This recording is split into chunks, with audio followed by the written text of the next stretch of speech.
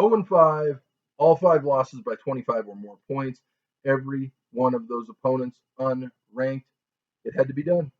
You're watching Right on Cue Buff Spot. Running the option on first down. Hagan has it. He has room. He's got one man to beat. Now he pitches to Flanagan, and he may take it all the way. Flanagan's in for the touchdown. He needs 28 yards to get into 2,000. Here is the give to Salaam. Salaam to the outside. He's down to the 50. He's got 2,000. He's on his way. 20, 15, 10. Let's it go. He's got 3 people down there. The ball's up in the air.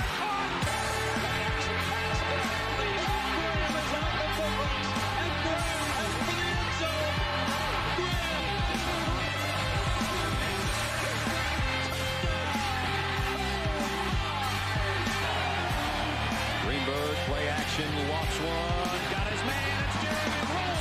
Nobody's going to catch him. 3rd down and 7, blitz. Scooped up by Colorado, and a big man running all the way. Welcome in, welcome back. That is right. You are watching Right on Cue Buff Spot. I am your host, Tyson Quiller. As always, don't forget to like, subscribe, share this content with anyone you think might find it interesting. Send me your feedback at RightOnQCS on Twitter, RightOnQCS@gmail.com. Hey, for those of you who tune in regularly, sorry about the delay getting this video out. I picked the wrong weekend to go on vacation. The wife and I did a little extended weekend vacation to Vegas. Not really partying, just relaxing. We were both kind of a little burnt out at work, and it was wonderful. Her idea, and it was a great idea. But I did watch the Buff game at Arizona from the bar in the Mirage lobby, and I, to be quite honest, was preparing a very angry episode to bring to you. Okay, I was ready to go scorched earth on Rick George, but I'm glad that we had this kind of delay because, as you I'm sure know, some additional information has come out.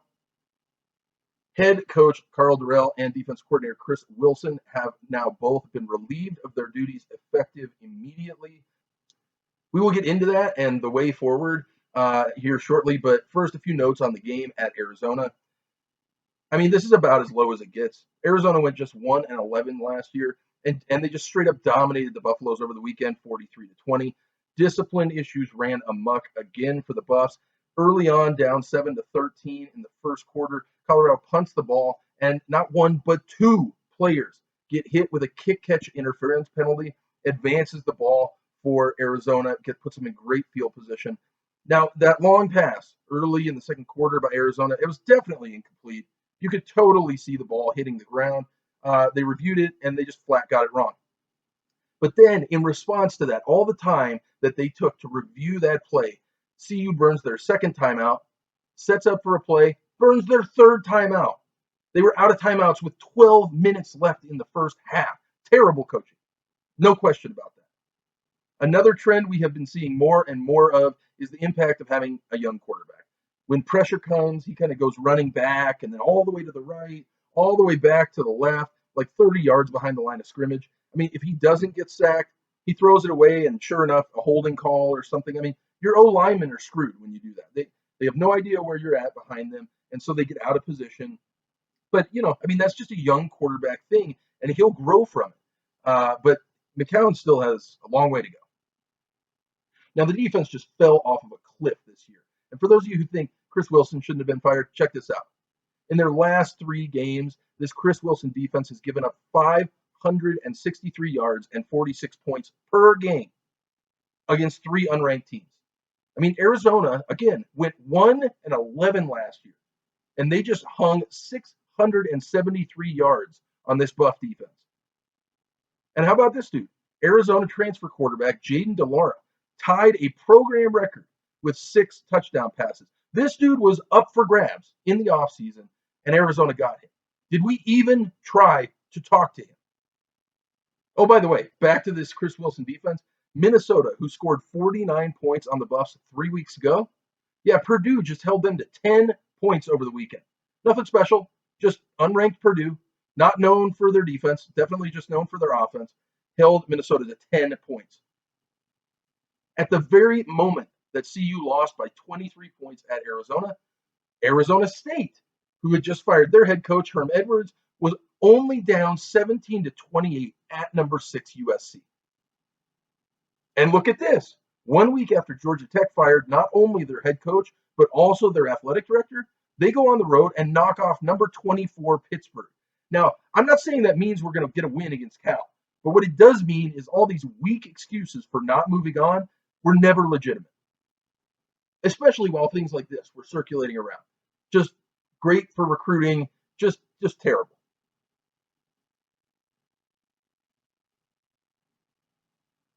It quite literally can't get any worse than this, okay?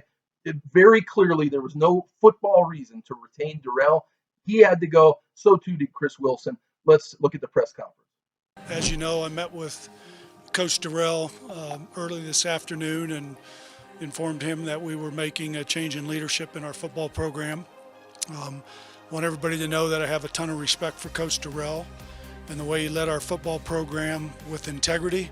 However, the on-the-field performance fell well short of our expectations. There's no excuses, and I own my part in where we are today. I have to do what's best for our student athletes, and I felt that a change in leadership was needed at this time. We still have a lot of games to play, which is why I made the decision now. We have 7 games remaining on our schedule, and I'm confident that we have the talent and the will to win the games down the stretch. I have full confidence in Mike to lead this football program. We will be diligent in our search process, and we will be incredibly thorough to get this football program back to national prominence. We are at a watershed moment in college athletics. With conference realignment, NIL, the transfer portal, and uncertainty surrounding the NCAA's very existence, the college athletics environment has never been so turbulent. Change is difficult. Change is inevitable, but change, like I said, is also an opportunity. And we believe that the energy that we have to galvanize this football team and bring everybody together is an opportunity for us to go compete for an 8th game. And it all starts with having a fantastic bye week leading into the Cal game. Now hang tight with me for a second, because I'm about to pivot here, and you let me know how you feel about this. But let's work our way through the statement that was issued to the Buff Club supporters via email from Rick George. It starts like this. Dear Buff fans, this afternoon I met with head football coach Karl Dorrell. Let him know that we are making a change in the leadership of our football program effective immediately. I also informed assistant coach and defensive coordinator Chris Wilson that he was being relieved of his duties as well. Mike Sanford will serve as the interim head coach for the remainder of the season. While I will keep the details of my meeting with Coach Dorrell between us, he is disappointed but very professional, classy, and concerned about our student athletes, coaches, and staff. Maybe he should have been a little more concerned about that when they were just getting pummeled on the field. He has always conducted himself with the utmost integrity and character throughout his time in Boulder and has done a great deal of work in creating a positive culture in our program. A positive culture? What? So the players are nice to each other? That's what we're paying him millions of dollars for? That's not understanding the assignment, as the kids say. However, our results over the past few years, including this season's 0-5 start, are simply well below our expectations. Well below. He could have said, did not meet our expectations. No, well below is an emphasis. It was not even close. Our student athletes, our student body, our fans, that's you and me, and our supporters, you and me as well, deserve a successful football program. You got that right. On behalf of Colorado Athletics, I want to wish Coach Dorrell and his family all of the best in their future endeavors, and I thank them for their service to the University of Colorado. Hey, listen, I know you got to do it, and so, okay, Rick George, hey, we wish you well, Karl Dorrell. I'm sure he's a wonderful, nice guy. That's not what he was hired to be. He was hired to win football games. Let's not kid ourselves, okay? So good luck. God bless, on your future endeavors. Let's get back to the statement. There is still a great deal of football left to be played this season, and in no way are we giving up on 2022. I like the sound of that. In fact, we made this change now to try and reinvigorate our program this year, and I have complete confidence in Mike that he understands his charge to keep this team together and to win football games. Our student athletes and coaches need our fans and community more than ever. I hope that you will join me in our unrelenting support of them throughout this season. Now, here's the important stuff. While we are beginning a national coaching search, I do not expect an announcement of a new coach until the conclusion of the season. We are committed to a championship football program. Let me say that again. We are committed to a championship football program. I hope so. And we will do everything we can to make it happen. That means making significant investments in our coaches. Let me read that again. That means making significant investments in our coaches. I like that. That's what I'm here for. Support staff and student athlete support services. To achieve our goal of competing for championships, we will do our part, and we need you to do yours. We need our fans to continue to pack Folsom Field this season and beyond. We need our generous donors to step up and help us invest in the program. We need local businesses and donors to provide NIL opportunities. NIL opportunities for all of our student athletes. And perhaps most importantly, we need to come together as one Buffalo family if we are truly committed to achieving greatness. After a bye week this weekend, we host California on October 15th, and I trust you will once again be at Folsom Field, giving us an incredible home field advantage. Thank you for all that you do. Go Buffs, Rick George. Hey man, look at some of these statements. Look at some of these words here. This to me feels like the first time I've heard in a long time. Rick George not waffling, being political, saying, "Oh, we're victims. We're receiving hate mail." I mean, look at this. We are committed to a championship football program. Yeah, I hope so. It's going to take a while to get there, but that is the goal. That is the goal. To achieve our goal of competing in championships. This means a significant investment in our coaches. Yes. Has he been watching us? Yes. And he caps it off with NIL. This is the same dude who said NIL is going to be a fad. Now all of a sudden you're embracing it. And listen, hey, you guys know I feel like I have more than enough street cred calling out Rick George, lighting the fire. And I've talked more than enough in depth about how this program is, the problems in this program are beyond just Karl Dorrell. So I feel like the combination of Rick George firing not only Dorrell, but also Wilson. So now in a span of about 7 months, we've basically cleared house. Cheverini, offensive coordinator, gone. Chris Wilson, defensive coordinator, gone. And Karl Dorrell, head coach, gone. It seems like a complete clean slate, restart the culture. Now, I will say, I thought one of two scenarios was most likely. Either Rick George holds on to Dorrell for the entire season because of some flaccid and weak argument about the buyout being too large, or that Dorrell would be fired after this game just kind of as a convenient out for Rick George, but they wouldn't really address or acknowledge that the problem is much deeper than just Coach Dorrell. So I was pleasantly surprised, this is going to sound mean, but it's true, I was pleasantly surprised to hear that Wilson got the axe too. Now, before I get into this, we are at an all-time low for this program. This Buffs defense has given up 38 or more points in every game this year. They only gave up 38 points or more twice last year, and that was a failed season. So Mike Sanford takes over as interim head coach, and to be honest, I wasn't really high on his hiring to begin with. Dorrell hired him in the offseason as offensive coordinator after he was fired by Minnesota, and he really underperformed with the talent that they had at Minnesota last year. I mean, I know you lost Mo Ibrahim in that brutal injury very early on, but that massive and talented offensive line, you got a weapon like Chris Ottman-Bell and a very experienced and talented quarterback in Tanner Morgan. That team scored just 14 points at home in losses to Bowling Green. That was the game right after they stomped out the Buffs. And at home, they only scored 14 points against Illinois. But he was hired here, and quite frankly, it's been kind of difficult to get an assessment on him because the cupboard was just so bare when he got here. Now, former tight ends coach Clay Patterson has been elevated to offensive coordinator in this interim coaching staff. And who knows with this guy? I mean, Brady Russell has been largely kind of a non-factor this season, although I assume Sanford will maintain some hand in the play calling moving forward. Replacing Chris Wilson at defensive coordinator will be Gerald Chapman. Now, this dude was the D-line coach, and man, this D-line has been woefully underperforming this season. But this is what happens when you take steps necessary to turn things around in a program. Now, I can't believe I'm already seeing reporters talking about, well, what if the Buffs finish 6-6, 7-5? Bro, let's just try and get this one versus Cal next Saturday, okay? And the Buffs finish the season with 4 ranked opponents, USC, UCLA, Oregon, and Utah, 2 of which are on the road. Okay, stop it.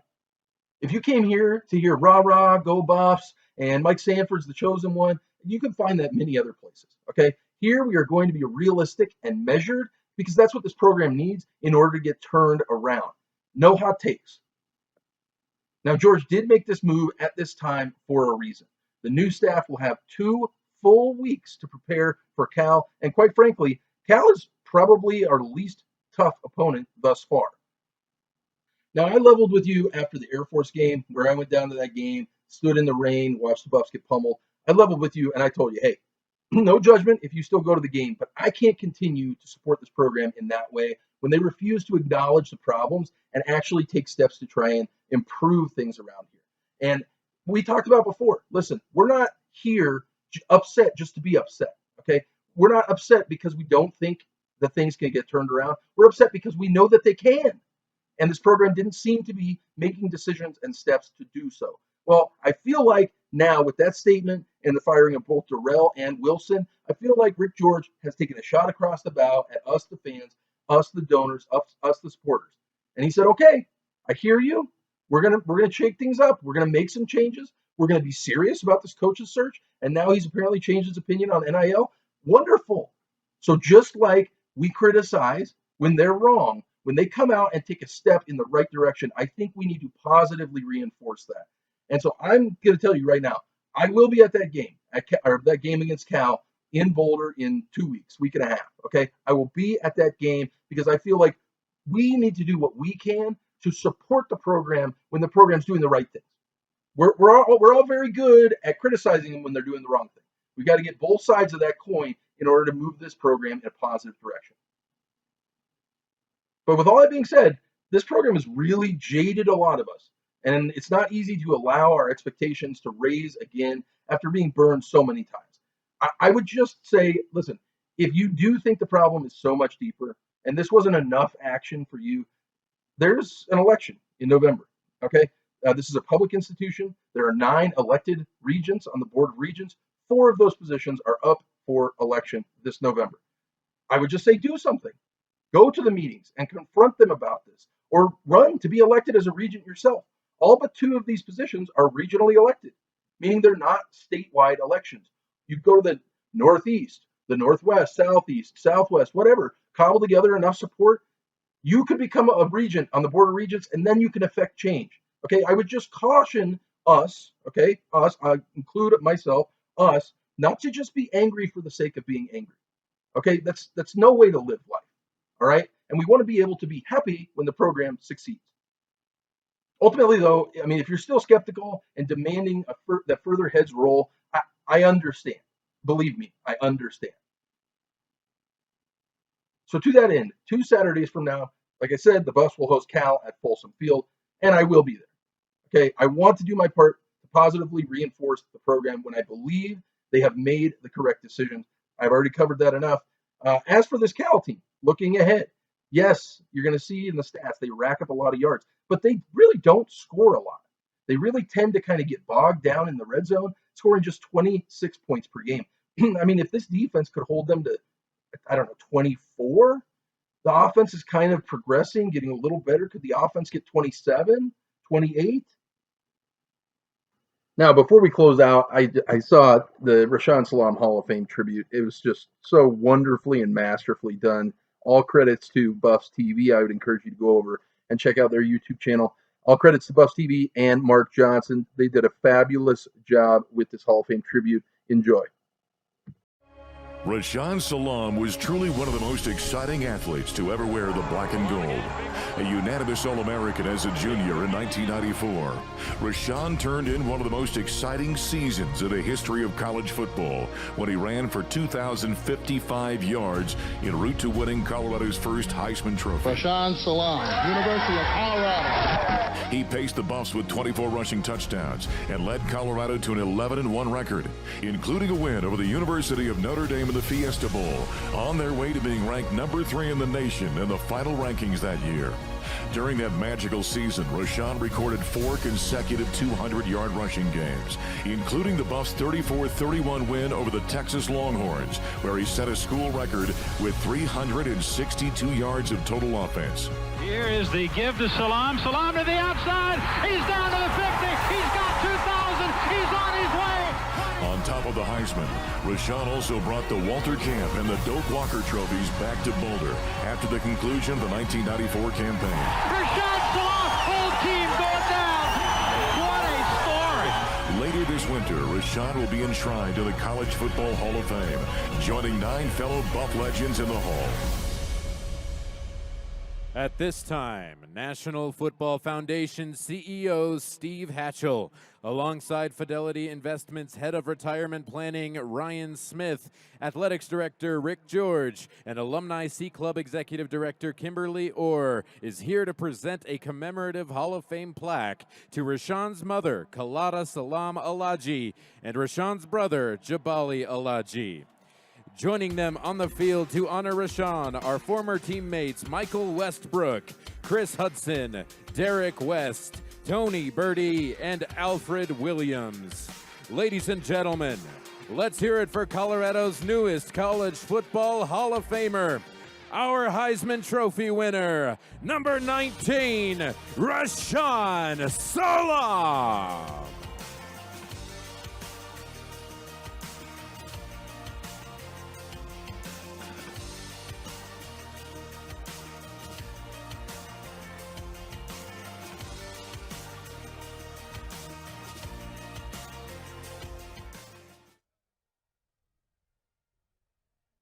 Now, I want to close this episode out by adding one more name to our coaching canvas. That's been getting a lot of traction. I mean, I think we're up over 1,600 views.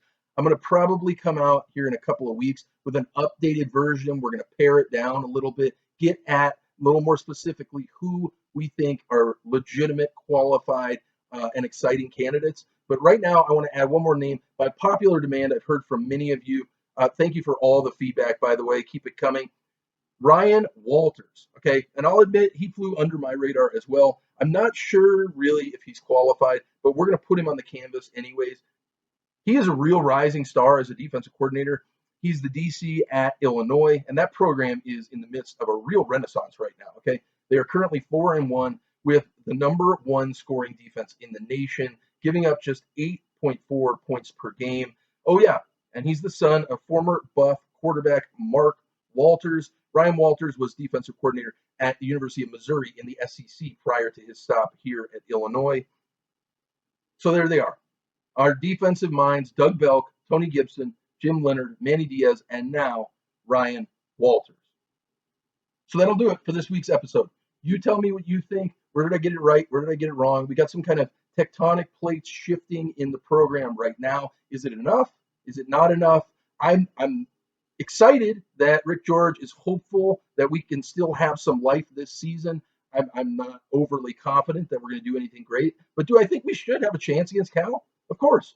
Of course, I think we should have a chance against Cal, especially at home in Folsom Field. All right. But send me your feedback at RightOnQCS on Twitter, RightOnQCS@gmail.com. Now, because we have the bye week this week, I'm kind of cobbling together. In case you didn't know, we are now less than a month away from the start of CU's basketball season. That is a very exciting program. Tad Boyle entering year 18 or something like that. Ton of turnover. Ton of new players. Jabari Walker gone. Evan Batty gone. Ton of new players. Keyshawn Bartholomew gone. Okay, so I'll be trying to bring that to you here within the next week or so. And then we'll look forward to seeing you at the Cal game. All right, I'm going to be there. I hope that you are there as well. But anyways, with all that being said, I am Tyson Quiller. You have been watching Right on Cue Buff Spot. And as always, go Buffs. Running the option on first down. Hagan has it. He has room. He's got one man to beat. Now he pitches to Flanagan, and he may take it all the way. Flanagan's in for the touchdown. He needs 28 yards to get into 2,000. Here is the give to Salaam. Salaam